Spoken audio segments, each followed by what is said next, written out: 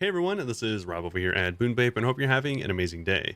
Today I wanted to bring you all a build guide, and that's going to be for the Void Blade, Void Gauntlet, or as I like to call it, the Void Zerker build. So this is what I have been working on, and this is going to be one of a few different videos. So this is going to be the melee DPS version of the build.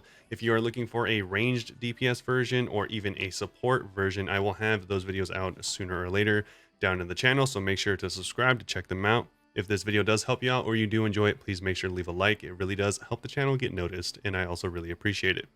So with that out of the way, let's jump straight into the build.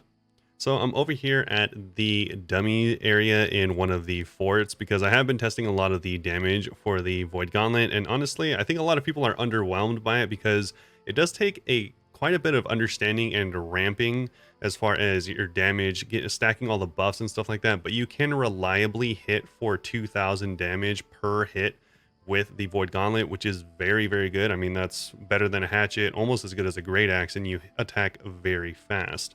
So let me show you the build real quick. I'll show you my gear actually, because I think this is pretty important.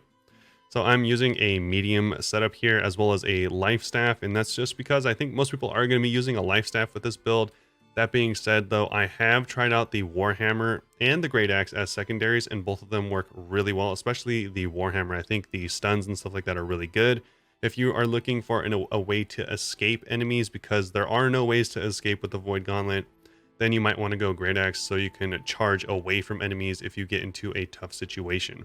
That being said, we can take a look at all of my gear here. It is full focus, medium gear with a couple heavy pieces, and like I said, full focus. This is just, you can't pick any of the perks in the PTR, so I just went with whatever the game gave me. And then full focus jewelry as well. And here we go for the weapon. We have an intelligence weapon. You can either go with intelligence, focus, or constitution, whatever you want. And then the focus life staff. So that's what we're rocking with in this test so far. Now, as far as the weight goes, I have been using medium. I was using heavy to begin with, but I didn't feel like you do, I think, need to dodge a lot with this class. It does feel a lot smoother if you are able to dodge a lot. So that's why I swapped to medium. I think it could work with heavy or even light, depending on how you like to play, but I simply found the best result for myself to be with the medium armor. So moving on over and taking a look at the attributes here, we have pretty much, as you can see, full focus. I tried to even it out a little bit. I tried a lot of different builds. I tried to go full strength. I tried to go 50-50-50 in everything just to see what would work best. And honestly, full focus just seemed to be by far the best. I don't know if it's just because all of your healing scales off of focus or what, but whenever I used focus with an amber gem in the weapon, that obviously scales all your damage based on focus, then I found that to be the best as far as dealing damage and staying alive at the same time. So that's why I went with this build.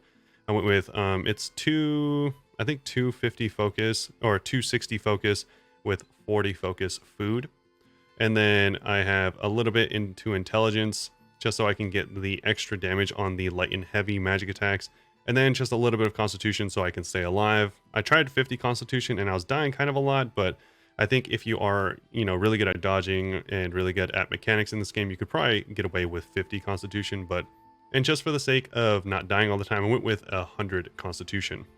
All right, so we're going to be taking a look at the Void Gauntlet build itself. I'm going to first go over the PVE build that I've been using and working on, and then we will switch over and take a look at the PvP build, and I'll have footage for both of them running in the background just so you can see how they work and what kind of numbers I'm getting, how the playstyle kind of works. But honestly, the difference is not too big for melee. For melee, you don't have a ton of options in the tree. So it's just simply switching one ability from PvE to PvP, but I will have all the timestamps down below, so feel free to jump around if you're just looking for the PvP build. Hey everyone, this is Future Rob real quick. I wanted to jump back here just to let you all know I am going to be having a picture of the PvE and the PvP build after the explanation is over, just so you don't have to get distracted by trying to pause the video, mimic it, and all that stuff. You can just listen to the explanation, listen to why I picked certain abilities, and I'm going to have gameplay playing over it too, just so you can see what the actual mechanics and the playstyle is going to be like. And then afterwards, you can check out the pause screenshot of the build itself, try it out yourself, let me know what you think of it. Just want to let you know you don't have to try to pause the video at random times. I'll have those timestamps down below as well, so you can skip to the build if that's all you're interested in. So first things first though, before we get into the actual build itself, make sure to take a look at the weapon, hover over it, and make sure you know that the light attacks do damage, heavy attacks do damage and heal if you're using the ranged version of attacks. And also Harvest Essence is your block ability. You actually have no block on this weapon. It converts your health into mana over time, and it takes a lot of health, and it does give a lot of mana, but I've never used this effectively. Usually I don't need that much mana, or if I do, I just use a potion instead of taking my life because I am pretty squishy as it is. Alright, so here we are at the actual build itself. We have two sides of the tree, Annihilation and Decay. Annihilation is all melee damage, and Decay is all of the range damage, so that's why, of course, we went mostly into Annihilation for this build, at least for the PvE side. We're doing PvE first, then jumping over to PvP. And for focuses for this build, you're going to be looking mainly at cooldown reduction is number one for sure, and then crit damage and crit hit chance, and then thirdly, stacking damage buffs. So all three of those are going to be very, very important. Make sure that you are thinking about how your playstyle is going to be, because if you don't have enough cooldown reduction to make sure Void Blade is up all the time, then you're going to be having a bad time, or you're just going to be using your other weapon a lot. So Void Blade, this is going to be our main damage ability. This is going to be our main ability in general. This turns your Void Gauntlet into a Void Blade. So that's where we're getting all of our damage from. You're just doing normal attacks, and then your heavy attacks are going to do 150% weapon damage and heal you, as you can see down here, for 5% of your damage per disintegrate stack. And you can have up to 3 disintegrate stacks. So if you have 3 disintegrate stacks on 3 enemies, then you can heal a ton, 15% of all 3 enemies. So it's actually really effective if you are low on life and you have been beating up on enemies. It's going to give you some fortify. As you can see, first right off the bat, crit damage. So crit damage there, extra damage. Like I said, all of these stacking mechanics, crit chance, cooldown reduction, crit chance again on everything on cooldown, gain empower on enemies that are close to you, more cooldown. As you can see, just everything stacks on top of each other and makes this very, very strong.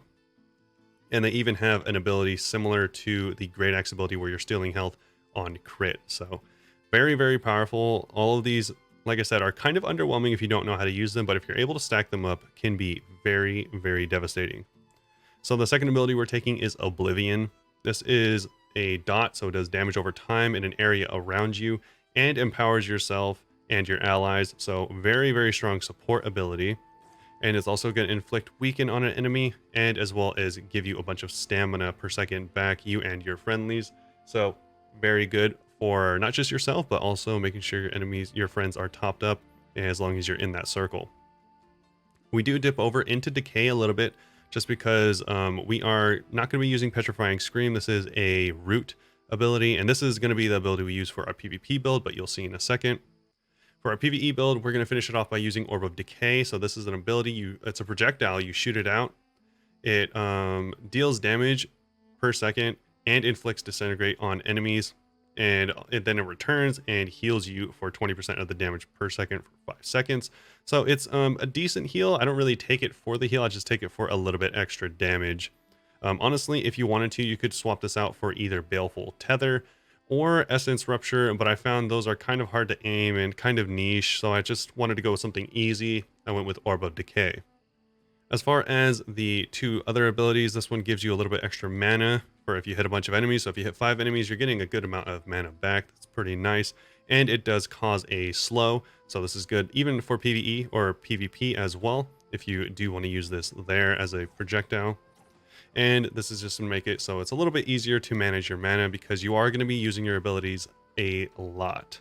So make sure to stock up on your mana food, mana potions, and I would definitely make sure to try and take Radiant Efficiency. If you have an extra point that you want to take from Annihilation or Radiant Efficiency and throw it down into Detonating Orb, you can.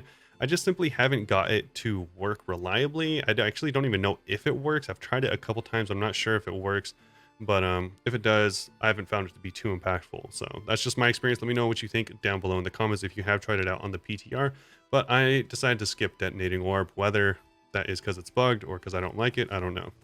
So that is going to be the entire build for the PvE section. Like I said, you probably saw some of the footage going on in the background of me able to hit over 2,000 damage per hit, and I can even show you that here. The only unfortunate thing is this enemy doesn't count as an enemy, so you're not going to be getting this one, Empowering Proximity, which is a very, very strong ability. It gives you 30% more damage once it's fully stacked. But these enemies in the fort don't count as enemies, so you will not be seeing that. Even still, I can get up to 2,000 damage. And so essentially your rotation is going to be all of your abilities and then Void Blade.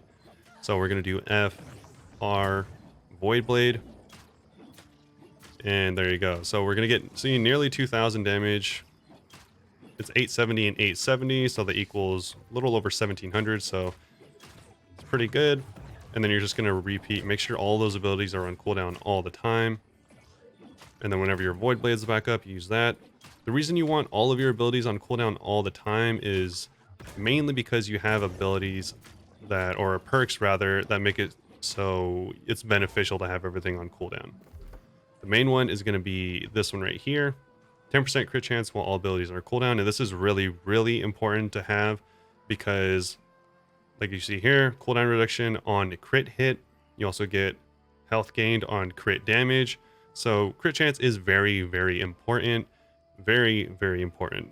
So that's why you want to make sure all your abilities are on cooldown all the time. And you'll be hitting very similar numbers. I only have 509 gear score.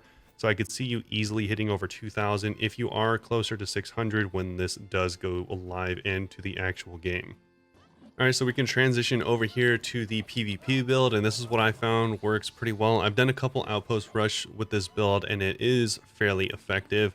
At least, you know, what I've experienced at least. So like I said, if you did watch the PvE section, we're simply switching over from Orb of Decay to Petrifying Scream, as I do think Petrifying Scream, applying a root, I think root is one of the best, if not the best, CC in the game, crowd control effect in the game currently. So that's why I decided to go with this.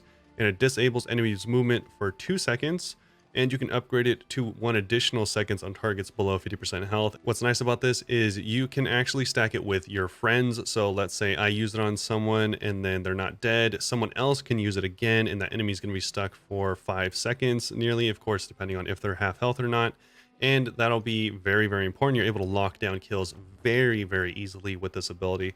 And it's going to gain you Fortify up to 3 times. So if you are able to use this on 3 enemies, 1, that would be insanely good positioning on your part or bad positioning on their part, but also it would make it so you're pretty much not going to die. I mean, 30% fortification is pretty huge, and also them not being able to move, it does damage, and it staggers the enemy. So it's kind of insane, you know, if I had to say so. So that, along with all of your damage, so that's going to be a lot of damage. And as you can see, I did take 2 points into this just so I can get Radiant Efficiency. I do think it's very good. There are a lot of mana problems with this build in particular, especially since you have to make sure all of your abilities are on cooldown as much as possible. And so I can show you what it looks like real quick. It's very similar to the other build. Make sure you use all of your abilities, and then you can go to town to start fighting the enemy. Again, 1,400, 1,600, 1,700 damage, so not too bad.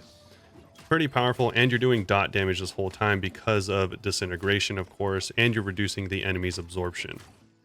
So the only downside of this build is that, unlike the PvE build, you are going to be having a root, being the Petrifying Scream, of course. So you do want all of your abilities on cooldown so you can get the extra 10% crit chance, but you also kind of want to hold your Petrifying Scream so that you're able to use it if someone tries to run away. So it's going to be kind of situational, and by kind of I mean very situational. Sometimes it's going to be better just to blow all of your abilities and get in there and start doing as much damage as you possibly can.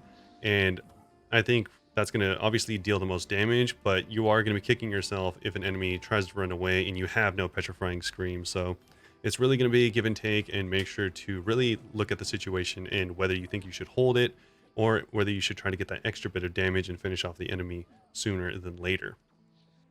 So that's going to be about it for the video. Overall, I think this is a pretty good weapon. It's definitely not as strong as I originally thought it would be, just looking at all of the abilities.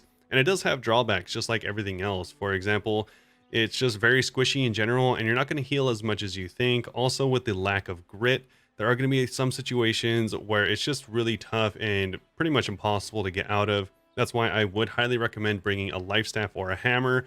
That'll definitely come in clutch for a lot of situations, and I do rely heavily on my secondary weapon whenever I am using this. Do I think it's good enough to replace a hatchet or a greataxe? You know, time will tell. It's really hard to say at the moment. This is definitely a competitor.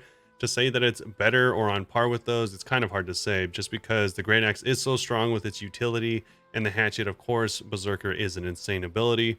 But this is a great alternative, especially if you are a full focus healer. So there was no options like this before. Of course, I think the hatchet came close, but I think this might be better if you are strictly a healer looking for a damage option. So that's going to be about it for the video. Hopefully this did help you out, and you know, maybe you try out this build and you don't like it, or you try something else and you like it more. Let me know what your thoughts are on the build overall down in the description, or whatever you build you found to work well for yourself. Let me know down there as well. So that's going to be about it for the video. Hopefully you all enjoyed it, and thanks for watching, and I'll see you all very soon.